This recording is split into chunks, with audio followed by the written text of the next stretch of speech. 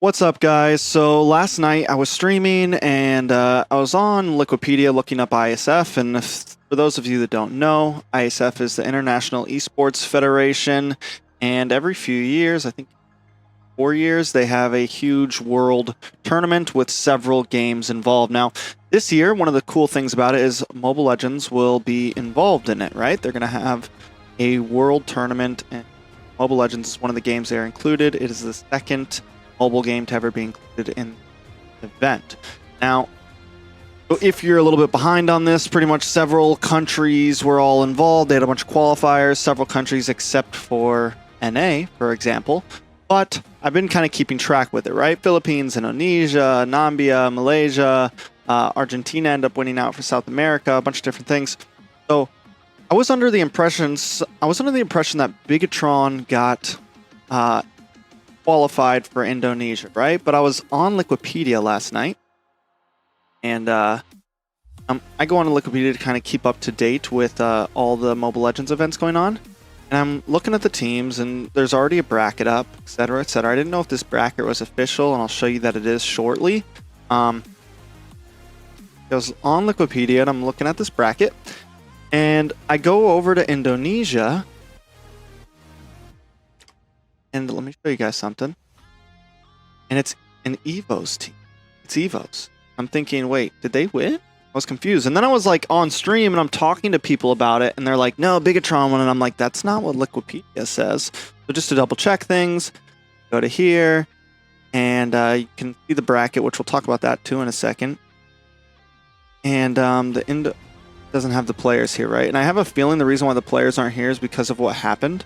And I don't know exactly what happened. We're going to watch a video on that in just a second. But on Wikipedia, it shows EVO's players. So I'm just confused. I'm like even arguing with people last night on stream. I'm like, hey, what do you mean? No, it's EVO's that got accepted. And I'm thinking about what I want to do a video on today. And I go onto YouTube and it's like, there's a video by Z Killed, but it's really just Mirko. And it's, explaining how EVOS Legends got the slot for ISF and not Bigatron. Guessing maybe he covered this last night. Maybe we could find it. Now I want to talk about our host country, my country, Indonesia, because the Indonesian ISF qualifiers currently is, to be quite frank, quite a mess, because they also swapped the format, or they changed it very last minute. So initially, what was supposed to happen, and this is what's causing so much drama in the Indonesian scene, by the way. Okay, guys. So if you guys are from outside, you guys are wondering why we haven't revealed our ISF qualified team, our Indonesian representative, is because of this right here, right? Like, there's already confusion about it, right? And this is why I was confused. They haven't even released the representative yet. Initially, there's a tournament in Indonesia called Piala Presiden. Now, this tournament is a pretty big deal. It's a big tournament. It's a massive tournament. It's a great tournament. And this became the ISF qualifiers as well, because whoever won Piala Presiden will be the Indonesian representatives. That was the system. That was how they made the system, right? That was how they made the thingy-majiggy for the teams to actually fight to represent Indonesia. But the second place team from the Piala Presiden tournament here will actually be placed into Seleknas, which means Seleksi Nasional in Indonesian, which means it basically translates to national selection. They're going to be selecting the players individually from that team and from two other teams. So they'll be selecting some players from the second place team from Piala Presiden. They'll be selecting some players from the Hero tournament, Hero 3.0 tournament here in Indonesia. There's another amateur tournament. And then from the Piala Presiden Open qualifiers, I believe, or the ISF Open qualifiers to represent Indonesia, right? So out of these three teams, they're going to select some people individually to make up a team, and that team will be a reserve team to the team that actually won Piala Presiden and who have already basically been set to represent Indonesia. I'm sorry if it's confusing. It was confusing to me too, but so it's a reserve team, so it's not actually. So whoever won. That's how I'm explaining it. Hopefully, you understand. But yeah, that was the original system. That was the original system. I guess they changed it. It was supposed to be that way, right? The first place team in Piala Presiden is guaranteed to represent Indonesia.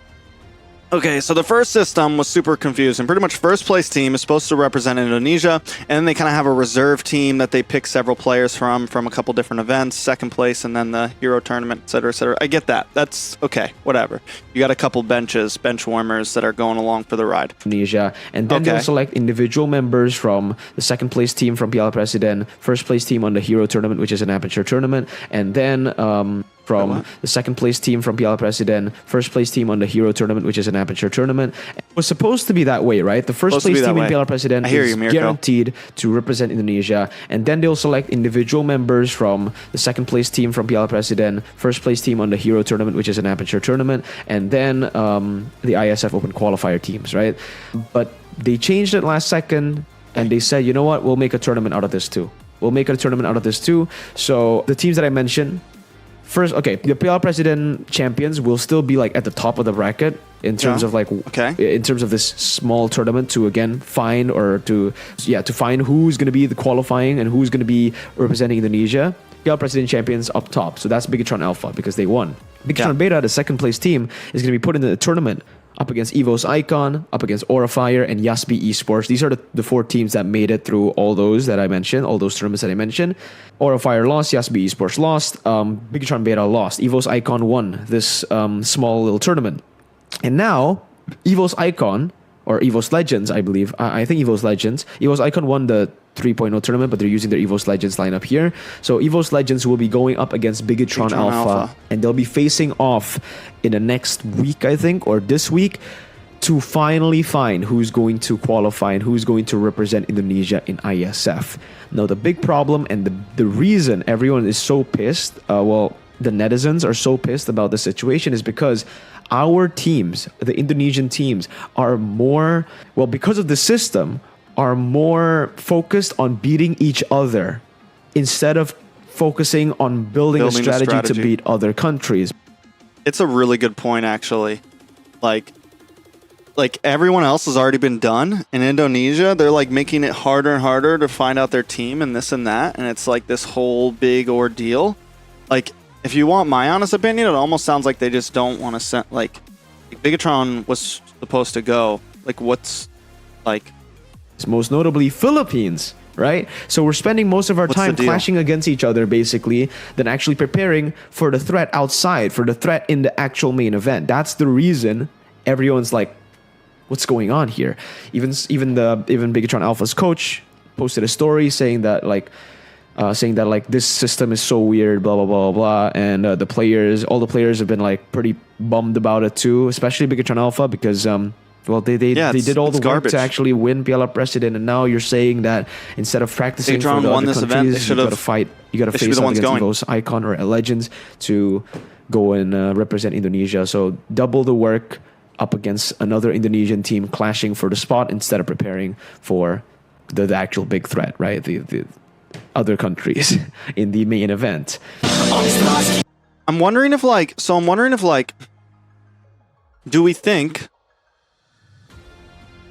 that this is just like, so someone in my stream mentioned last night that like ISF is like a big money thing, like the country, like for example, like the government of Philippines, and I don't know how true this is. This could be not true at all, but I'm wondering, like, so they said the government of Philippines is like paying for all of Blacklist to go and everything like that, and it's Blacklist that's going, right? There's like, maybe there'll end up being some subs or something, but it's not like a build of several different teams. From what the rosters look like, it is Blacklist going, right? Now, I'm wondering if like the thing with Indonesia is like, all right, so like Bigatron. So from my point of view, I know like Mirko's a super big Bigatron fan, and like they just won all this. But, like, from my side of view, from a guy that's on the other side of the world and doesn't know Indonesia teams that well, the teams that I know are like Onyx, EVOS, RQ. You know, those are like three names. Those are like household names for the average Mobile Legends player over here, right? Which means like they're a bit more popular, right? Like, just like it or not, like they are the more popular teams when it comes to clout and publicity and stuff. They just have a bit more. So I'm wondering if, like, I'm just saying, is it a possibility that like they're making more loopholes for Bigatron to go so that possibly Bigatron doesn't go? Like, is that the deal here? Is that what's really going on? It sounds like a lot, but it does seem so. This video dropped the other day. We still not know. Going, let's see, is there anything else? Indonesian, IESF, LBB, prep.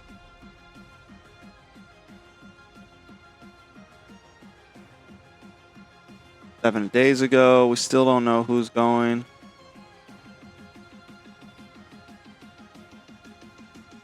We're gonna do a prediction stuff soon. Yeah, we still don't know. I guess we'll see what exactly happens. It does seem really weird that they're making that many loopholes. Kind of reminds me of the summer season of NACT when they had the double elimination, and when they had the final, when they had the 2 games at the end, and Team First Blood destroyed New Wave in the first round, and then there was a best of 1 after that New Wave won. So it was literally a 1-4. But New Wave won somehow. So yeah, it kind of reminds me of that, just like setting these standards and loopholes for certain teams feels weird, right? So let me know what your opinions are. If you guys have any information on what's actually happened, feel free to leave in the comments. Thank you guys for watching, and we'll see you next time.